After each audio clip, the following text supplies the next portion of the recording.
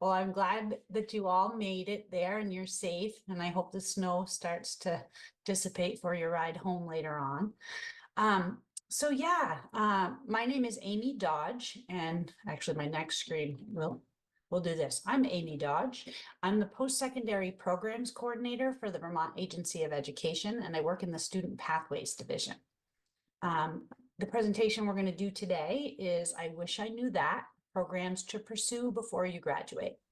So I'm excited to talk to you today and go down this path with you and hopefully get lots of questions and give you good answers. So Amy Dodge, here I am, here we go. So today we're going to talk about the roadmap through high school. So your roadmap through high school. These elements will guide you in choosing the best college and career options. We're going to spend most of our time talking about flexible pathways, but we're also going to touch base on personalized learning plans and the portrait of a graduate. Okay, so we'll jump to on our roadmap, we'll go right to the end and we'll start with the portrait of a graduate. So Vermont has a portrait of a graduate. It paints a picture of what high school graduates should look like, meaning what skills, knowledge graduates should have. So learner agency, global citizenship, academic proficiency, well-being, critical thinking, and communication. That's the goal. This portrait was created through the Great Schools Partnership, and we have one for the state. And then locally at each high school, they're working on creating their own portraits of a graduate. So you should check in with your principal if you're not aware of it, and see where your school's at with their portrait of a graduate. Okay, now we'll start at the beginning of the roadmap and we'll start talking about flexible pathways in Act 77, the Flexible Pathways Initiative. So for a quick overview, the legislation called Act 77, or the Flexible Pathways Initiative, this legislation supports all students having access to flexible pathways, and also stipulates that all students in grades 7 through 12 should have a personalized learning plan. So what is a personalized learning plan? It's a plan designed to help students understand their interests and their goals. Knowing these interests and these goals can help you decide which flexible pathway is best for you.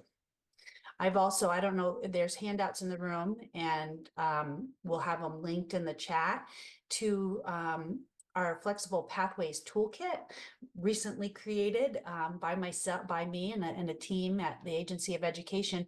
This toolkit has some really interesting tools for you to make these decisions on which flexible pathway is right for you. It gives you detailed information in the talking points on all the different pathways listed on our flexible pathways page. There's a tool where you can go in and answer questions and with your school counselor, with your parent, and choose which pathway might be best for you. Okay, so what flexible pathways will we be talking about today? So they're expanded learning opportunities, including academic and experiential components, which result in participant obtaining proficiency through experiences outside of the traditional classroom setting. So we have career technical education, CTE. We have work-based learning, virtual blended learning, expanded learning, dual enrollment, and early college. Quick, I can't see who's in the room, but quick show of hands or pop in the chat if you've taken a dual enrollment course.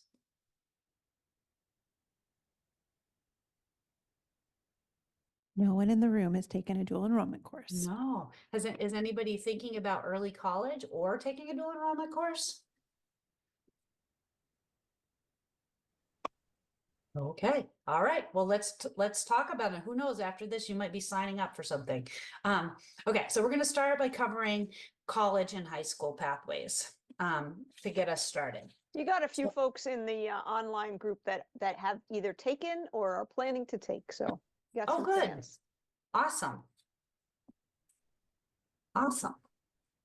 Okay. So why college and high school, and what are college and high school? We have dual enrollment. Fast forward, some of you may not be familiar with that word. Many people are familiar with dual enrollment in early college. So we'll cover all three of these real quickly. So why college and high school? You can explore the world of college prior to high school. That's really kind of a cool thing. You may want to take a course that's not offered in your high school that is really interesting to you. You might want to take a course because you really think that you want to go into nursing and you want to try it out. So you want to take a anatomy and physiology course just to see if this is really something that you want to do. Well, the time saving, you receive both high school and college credits at the same time. So you're working towards your diploma as well as working towards your first year of college. Jumpstart on earning post-secondary credentials, offset future college expenses. Dual enrollment in early college are tuition free. So they're tuition free. You do have to pay for your own books and any fees associated, but these courses are free. So that's quite a savings. And most importantly, it eases that transition. So you're not just going in cold, leaving your high school and then headed right into a college setting, college objectives, college expectations. It gives you a little bit of a knowledge of what's ahead of you. Okay, so we'll start with dual enrollment. We'll talk about eligibility. Dual enrollment is for students in 11th and 12th grade. What that means is that you have to have completed your 10th grade year. So you're a rising junior. So you can start the summer of your junior year. You have to, the course has to start though after the 10th grade year ends. So that can limit your options that summer of your 10th grade year. You get to enroll in 2 college courses, tuition free, with the dual enrollment program. We partner with 9 institutions, and that you'll see them listed on the slide here. You can also find them on the dual enrollment webpage. Yeah, so that's dual enrollment. Now let's talk about how do you get these? How do you get this free tuition? How do you we call them vouchers. You need to get vouchers to the dual enrollment system. So you would go in and request an account in the dual enrollment system, and your request either goes to your school counselor, if you're a public school student, or if you're a home study student, your request would come to me or the AOE. So your high school coordinator approves your account request. Doing the account request, you have to complete a profile and household information. So you do have to answer some questions. Then you'll be able to go in and you'll be able to search for courses. So you'll be able to look at all the institutions that offer dual enrollment, and you'll be able to see all the courses that they're offering. I highly recommend that you meet with your school counselor and your advisor at the college to talk about these classes. And once you have a good idea on what you want to take, you request a voucher for that course. And then your high school coordinator, if you're a public school student, would approve your voucher. And you take that voucher number. There's no piece of paper. You just have this number, and you give it to your college advisor to register you for the course. Home study students work with me again. As home study students, you need to be registered as a home study student with the Agency of Education for the school year that you're requesting a voucher for. And the school years go summer, fall, spring. So if you wanted to take a summer course this summer, you'd need to enroll in the 24-25 school year in home study. And like public school students must have a personalized learning plan, we've created a minimum course of study for home study students to provide them with a tool to create their PLP. So we will need a completed minimum course of study or a PLP for home study students. Okay, do we have any questions about dual enrollment? We don't have any questions right now, Amy. Okay, let's keep moving. All right. Fast forward. So what is fast forward? You do have one person online who is taking a fast forward course right Oh, now. nice. Great. What center are you at? What CTE center are you at?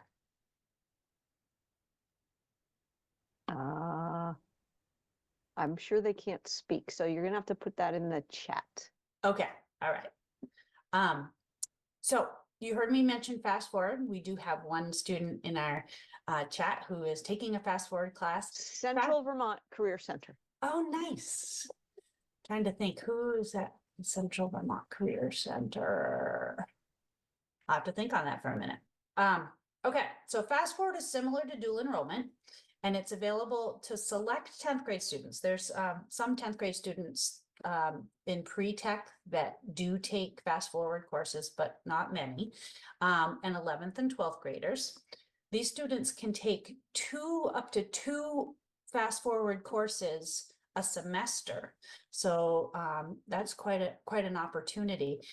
Many of the courses at CTE centers, these fast forward courses, happen right in their classroom. So they're concurrent courses is what we call them.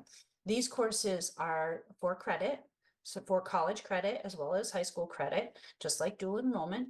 And they, just like dual enrollment, they're tuition free. And most often, because they're taught in the CTE center, there's no cost for books and fees and such. So a really great opportunity.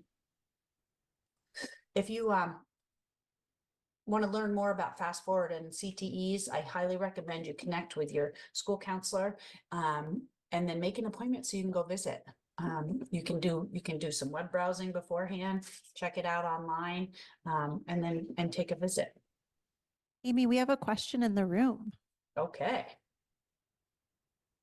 Hi, yeah, I'm just wondering about who are the partners for the fast forward courses? Like, so if you earn a college credit, what colleges would honor that? What an awesome question. Yeah. Did I put it? Yeah. Vermont State University and the Community College of Vermont. I should have pointed that out. Yeah. So there's two colleges that offer fast forward courses, and it would be those two. And you would be getting credit from those universities or institutions. Okay, so to get these fast forward, we call them tickets, just so they're not confused with the dual enrollment vouchers. So you would go about requesting these tickets the same way you would a dual enrollment course. So you go in, you request an account, but the difference here is your high school counselor, not your CTE counselor, but your high school counselor will approve your account. And then when you go in and request a fast forward ticket, your CTE counselor will approve that fast forward ticket. So that's the only difference. The process is all the same as it would be for dual enrollment. And again, on our website, we have a specific a checklist to help walk you through all of this. It's got screenshots, everything you need. So if you're thinking about requesting an account, a dual enrollment account, you can be walked right through it. Okay, now this is a pretty cool topic. This is like one of my favorite. This is early college. So early college, and unlike dual enrollment, we only offer early college at 4 universities: Norwich, Goddard, CCV, and Vermont State University.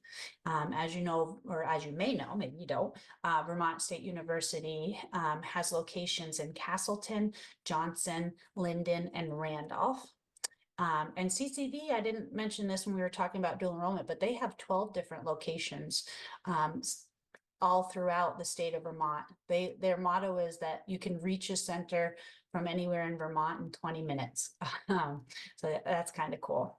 And Norwich is in Northfield. So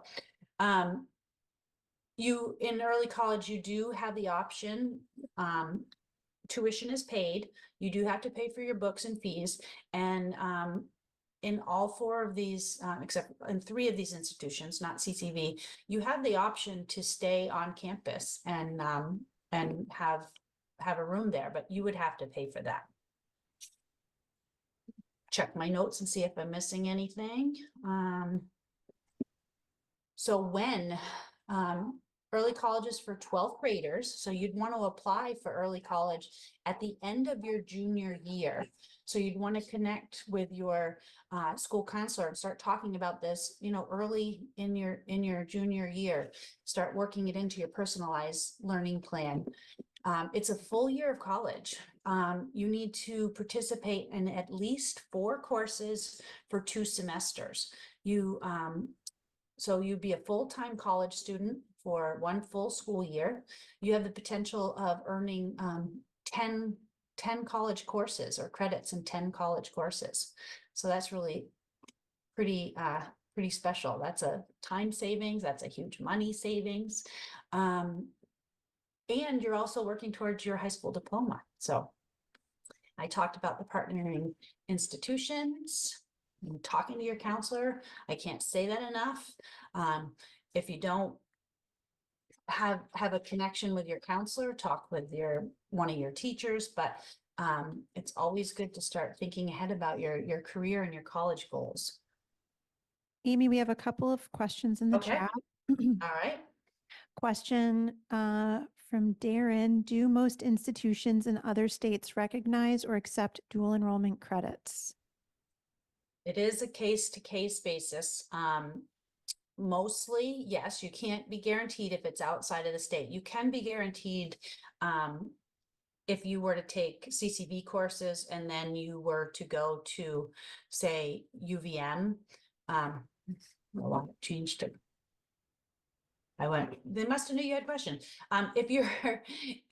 You can be guaranteed that they're going to accept it in state. So if you take a class at CCV and you want to go to UVM, they're going to accept it. It needs to fit into your program. So so if you take a literature course that's not accepted at UVM, then they, you know, like in your program, like they have specific courses you need to take. English Comp 1, English Comp 2, blah, blah. They can accept it, and they would do it as like an elective. So, and as far as out of the state, each college is different, and it's up to them whether they're going to take them or not. I have found in my advising experience that they take many of them, especially those core English comps, you know, calculus, the most common, those common courses, those common core courses. Thanks, Amy. And then Brian put in the chat, they told us by May 1st to do the application. Brian, are you asking about early college? And I can also just put this in the chat if you want to continue on. Oh, for early college, yep, the May is May 1st. Yeah, that totally makes sense. So you're right now's the time. I have at CCV that each college has different cutoff dates, so you'd want to check with them as to their enrollment for early college. I believe VTSU now is rolling admissions, and they accept students well into the summer, and so does CCV. I don't believe Norwich does. I do have on the webpage, though, I have there's a sheet for each one of the colleges that participates and their deadlines. So that is on the webpage, so we can get those deadlines. But yeah, CCV, I think I know of 10 students who've already registered for early college for next year at CCV, and then Norwich has started, I know for sure, and so is VTSU. Thanks, Amy. And then there's another question. Would a language class count as a core class? I know there's the option to take Spanish 5 as a dual credit class. Yeah, it depends on what, like I said, I can't tell you for sure that they're definitely going to take it. You would need to reach out to that college, and that's something you should not be afraid of. You should always be ready and willing to reach out to any college you're thinking about going to and asking them. That's the best way to ensure you're getting the most bang for your buck. So don't ever hesitate. If that's the course you want to take, reach out and say, hey, I'm thinking of exploring this program at your college, and this is a course I want to take. Is this something that you traditionally work into a student's college plan?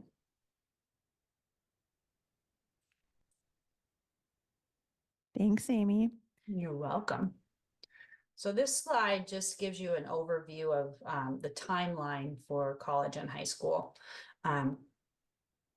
While we're on this slide, I'd really highly suggest, one, you take a dual enrollment course before you start early college. So if you are all thinking about attending early college, I would recommend you take a dual enrollment course. Just like I said, taking a dual enrollment course kind of tips your toe into the waters of higher ed. Having that experience is really a helpful thing when you start early college. And then even before that, the Community College of Vermont offers this amazing course called Introduction to College and Careers. If you can get the opportunity, they have it now online, several sections online. You should do that. You should take that course. It's free. You don't need a voucher for it. So it won't use up any of your dual enrollment vouchers, and it's still free. And it comes with a textbook that's free too. All right. Any other questions? Did we get them all? I think those are all the questions in the chat right now. Oh, we have another question. Yay. Yes, Amy, how does the AP courses work? Like, what's the difference? You know, it looks like you've got the dual enrollment and the early college and the fast forward courses. And how do the AP courses fit into this?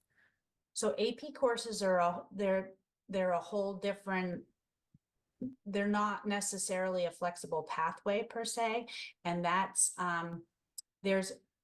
they can be for college credit. You have to score high enough in order to have them count towards college credit.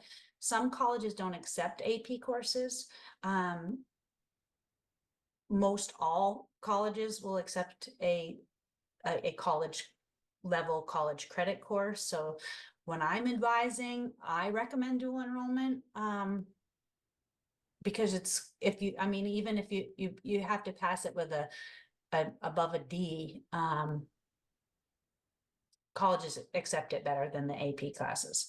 But really, it's a personal choice. And again, a great question for you to talk with your counselor about, because they'll know, what schools you're exploring and what direction you want to go, and they can help you make that decision as to whether you should take your English comp at a college, or if you should take AP English.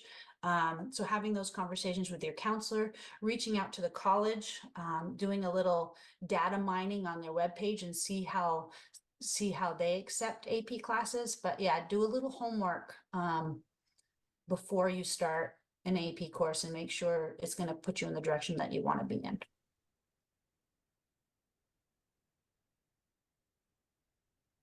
Amy, there's a question in the chat. Okay. Aren't most AP classes the classes that count as dual credit? Yes. Yep. As long as you pass them. As long as you get a high enough score, then they would be accepted at colleges. And yes, they're also accepted at your high school. There's also, I believe, unless your high school pays for it, there's costs involved in taking AP courses. But yes, they are dual credit. They're just not part of the AOE's flexible pathways. Does that make sense? Any other questions?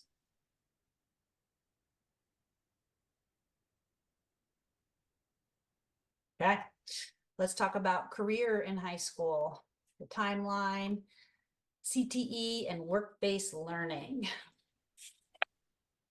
Okay, so why careers in high school? Why start exploring careers in high school? There's benefits to flexible pathway programs that give you experiences and education around the world of work. You gain skills, technical knowledge, academic foundation, and real world experiences for preparing yourself to meet like these high skill, high demand, and high wage careers. participate in programs that meet ever-changing needs of learners and employers. So they're specific to, they can be specific to certain fields.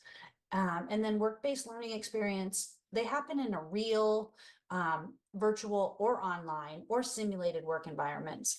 And these can give you that firsthand look at, you know, post-secondary options, like where do I want to go to college? Do I want to do this? So these experiences are really beneficial when you're exploring what you're going to do next, what you're going to do post high school.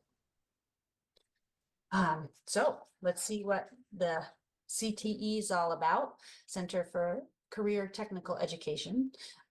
So this is for any 11th and 12th grade Vermont student. You did hear me talk about some 10th graders and what they call pre-tech. So that's an option. You apply during your 10th or your 11th grade year. Usually they're 2-year programs. So you're gaining real world experience. They're provided throughout the whole state. There's 15 service regions. So in order to attend, you need to connect again with your school counselor, do that tour, talk with the admissions department at the tech center that you'd like to apply to. So do we have anybody, just curious, do we have anybody in the room that has participated in career technical education or online? Any virtual attendees? Someone's mom online, and then the other student who is currently at Central Vermont taking her fast forward courses. Nice. I participated in CTE when I was in high school. Okay, so let's see. Here's different programs, CTE programs. And like I said, there's 15 service areas in Vermont and 17 different programs. It is important to know that not all programs are available at all centers. But the cool thing is, if you're able to travel or if your school is able to provide you with transportation, you could go to any one of the centers and participate in any of the programs. So if there's a CTE center near you that doesn't offer the program that you want, you could go to another CTE center. Alrighty, work-based learning. How are we doing on time? I don't really, okay, we got a little time. Work-based learning. So there's several, again, like with CTE centers, there's several different options for work-based learning. They're designed to apply classroom learning to real world settings. Most high schools now have work-based learning coordinators or work-based learning plans for students. So these things include job shadows, internships, and paid experiences. So yeah, connect with your work-based learning coordinator. If you don't know who your work-based learning coordinator is, ask anybody in your school and they can point you in the right direction.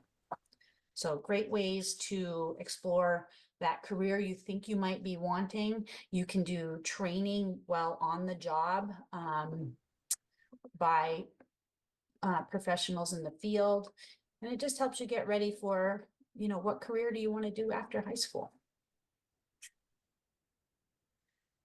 Timeline for career and high school offerings. So CTE, like I mentioned, has a pre-tech program for 10th graders, and then participate in half-day programs or full-day programs in your 11th and 12th grade year. Work-based learning is really, it depends on where you're going, what learning opportunity you're exploring, on how old you need to be. Traditionally, it's for students in 11th and 12th grade, but it's something you must plan. You must have the conversations early and work closely with your work-based learning coordinator to coordinate the efforts for work-based learning. All right, any questions about career and high school offerings?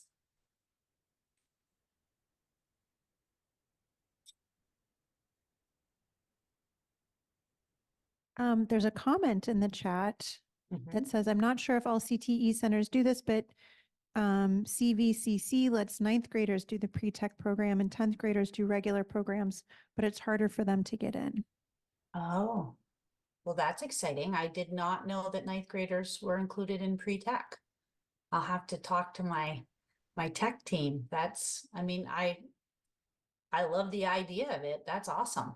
I wonder, can you do pre-tech for your 9th and 10th grade year if you needed to?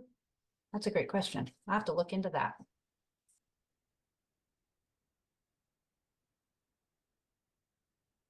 All right, I'm gonna move on to expanded learning in high school.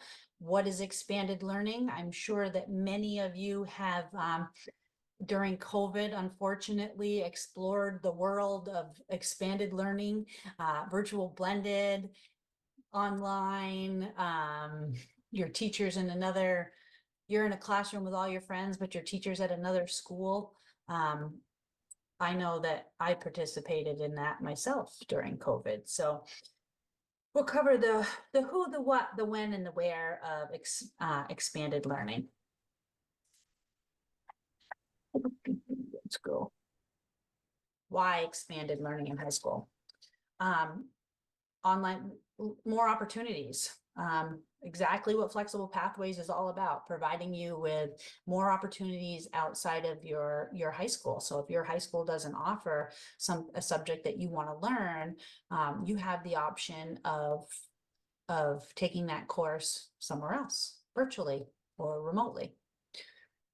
You get to choose the time, the place, and the pace of your learning. That's why a lot of students enjoy online dual enrollment courses, because you take those courses at your own time and your own pace.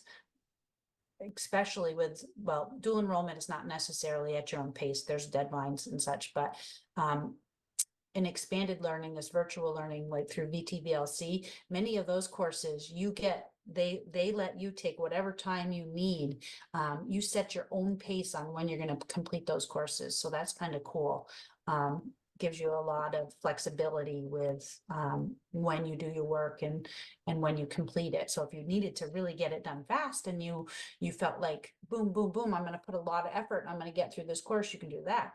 If you're a learner who needs more time to work through things, you can submit your work later and take longer in the course. So that's kind of cool. Lots of digital tools, content, and supports. They have, you'll have your own, you have another person and other tools to support you in your learning. You'll have not only your school's library, but you'll have your remote library. You have your school support with your school counselor. You'll have someone you'll have a remote support as well. And we'll talk about VTVLC because that's a really common way to take courses remotely in Vermont. So this, unlike dual enrollment, early college, and fast forward, is open for students in grades 9 through 12. And I have heard of elementary and middle schools who also offer classes at Vermont Virtual Learning. I think you can actually enroll and do your whole school year there. It costs money, but you can do that. High schools around the state of Vermont have access to a certain number of free courses that they can give to their students. So if you're interested in any Vermont virtual learning courses, you should connect with your school counselor and see if you can get that paid for through your school. So it's available to any Vermont online to any Vermont high school. And again, always connect with your counselor.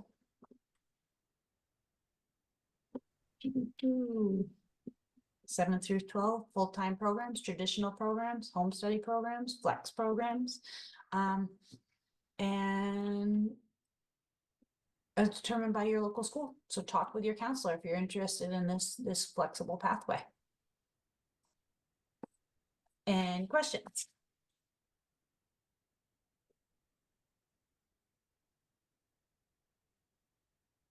We don't have any questions in the room, Amy. Okay, And cool. none in the On chat. Yep. All right. Well, all these resources are included in the slides that'll be linked, I believe. Anna will have linked for you to have later on. I really recommend you take a look at the Flexible Pathways Toolkit. It's personal favorite. I love the talking points. It really asks those questions, those deep questions. I think actually I'm gonna stop sharing and just pull that.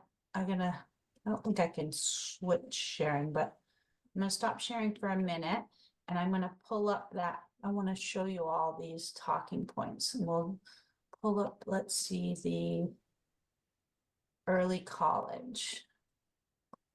Just so I can. And give Amy, you there is a question in the chat. Awesome. What is the difference between dual enrollment and Governor's Institute? Which carries more weight with colleges? Okay, so in many cases, when you take a course for college credit through Governor's Institute, you're going to be using your dual enrollment vouchers. So those courses that are offered through Governor's Institute are offered by a university or a college. So they're the same, those credits weigh the same as any dual enrollment course and often are paid for by using your dual enrollment voucher.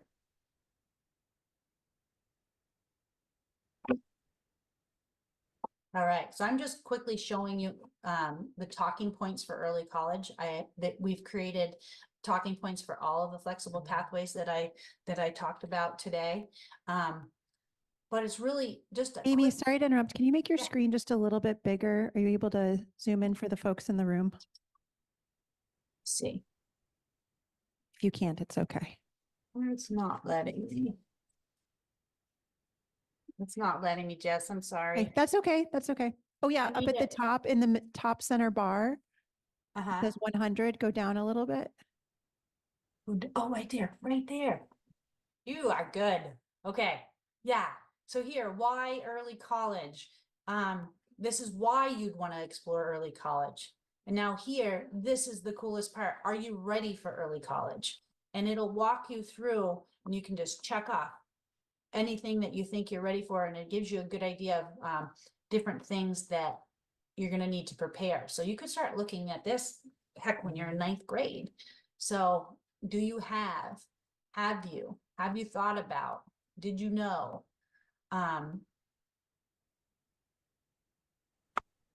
Oh, here's a good point. I'm just going to point out, let's talk about dual enrollment courses and early college courses. I still have time, right? What time does this end? 3:10, right? 310 or Okay, 410. cool. Let's talk about the time it takes out of your life when you take a dual enrollment course. So if you're taking a dual enrollment course, you should plan on like 10 hours of your week to work on it. So if you need to schedule out, know that you don't have, too many extracurricular things going on so that you can work in 10 hours a week of your life to work on that course. A lot of students don't understand that. It's different than high school. It takes more time for these courses. And just like it's 10 hours for one dual enrollment course, if you're in early college and you're full-time, that's 40 to 50 hours a week. That's a full-time job. So you need to be prepared prior to entering into early college to be able to make it a full-time job. So if you need to change your schedule, you need to change your work schedule, you need to get prepared ahead. So that's one of the cool things that these documents point out is like what you really need to know about each program before you jump into it. So you're informed. You really want to be informed before you make any of these choices. With dual enrollment in early college, those grades that you receive impact not only your high school transcript, but your college transcript. And those courses stay with you. So if you take a course and do really awesome at UVM, and that awesome grade goes with you when you head off to full-time college after high school. And alternatively, if you don't do so well, that grade goes with you too. So just want to be prepared. Do your homework. Really would love to have you look over this flexible pathways page. This is the page here with the toolkit. So here's a tool that you can jump into and complete. It asks you all the questions. Oops, I gotta open it up here. Amy, sorry to interrupt. I want to give you an update. I was wrong. We have until 4:05, so 4 Oh, minutes. okay. 4 minutes All to right, wrap so up. we're almost, I'm gonna not open, or here it is. Here's the tool. So here's a tool you could use to go through, and we have a tool, we have a sample of how people have completed this tool for each one of the flexible pathways. All right, did I spark any questions in the few minutes that we have left? Stop sharing. Thank you, everybody, for coming today. My contact information is on the slide, so you can get that. I can also put my email in the chat if you'd like. I love to talk with students on the phone, through email. So if you think of anything, I'm your go-to person for flexible pathways. So if after you leave this presentation, you think of something you want to ask, or you just didn't want to ask while you were here today, you can most definitely email me. I'm going to put that in the chat right now.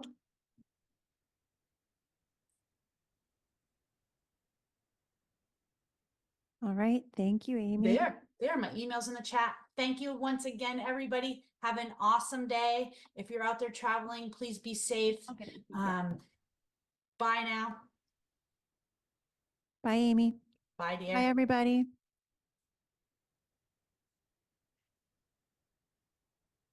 I'll hang on just a minute in case we have any. Thanks, Amy. You're welcome, Jess. It was kind of hard doing it this way, but I hope it was okay. It was great. It was great. Right. We had lots of questions when I was there last year. It was such a good event. You didn't have Yeah, as actually, many we have people in the a room. question in the room, Amy, for Oh, after she's gone. Great. Oh, No, Well, I'm here. Amy's still here. Hi, how many dual enrollment credits can high school students get?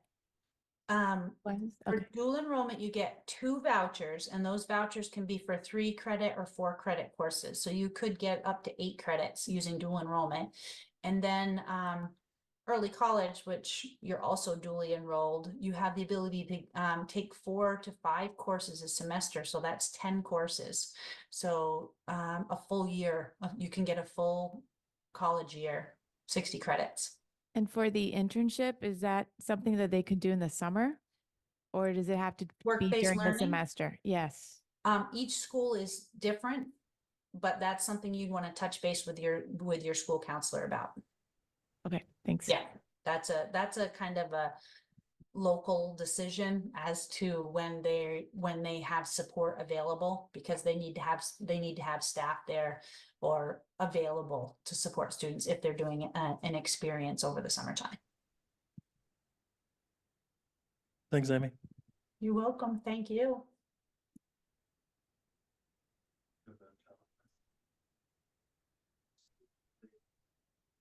thank you, Amy.